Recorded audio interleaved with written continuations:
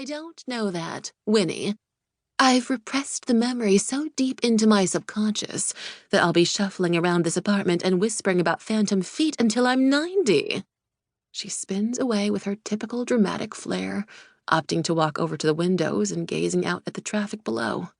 She also covertly checks to see if I'm still watching her. I choose to ignore her attention-seeking behavior and instead place our drinks down on an antique side table.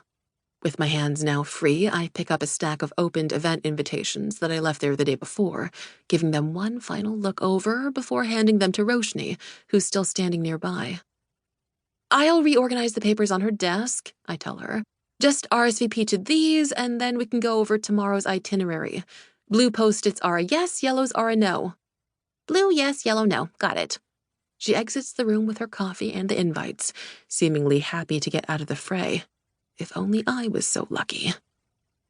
Juliette's been dropping hints about me going on this trip with them for the past week, but I've always managed to sidestep the issue. And now she's brought the battle to my doorstep. Or I guess it's really her doorstep since she lives here, and what a doorstep it is. 20 floors up on a cobbled Tribeca street, you'd either have to be born into money or wildly successful to own one of these grandly scaled units. Juliette is both. Already a borderline heiress thanks to her Manhattan real estate mogul father, she then went on to become one of the city's most celebrated playwrights. She was given everything, but still hustled like crazy for her career and threw all of her time and energy into mastering her craft. Luckily for her, it proved to be a lethal combination.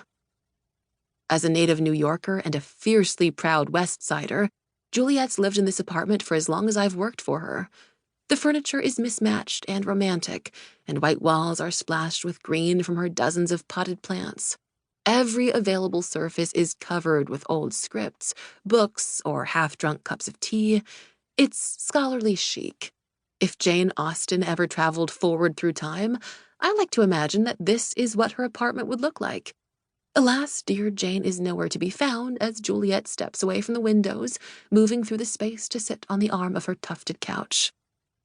Give me one good reason why you can't go on this trip.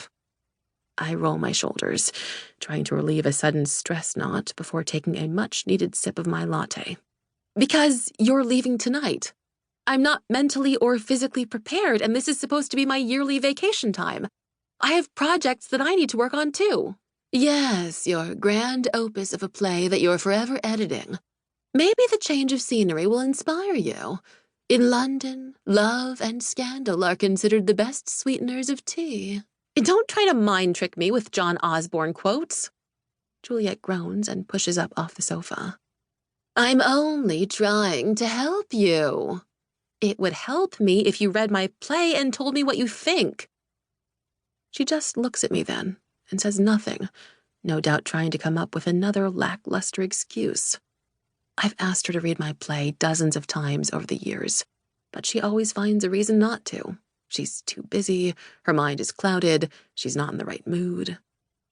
I'll read it when it's finished. Whatever I say now would alter your creative course.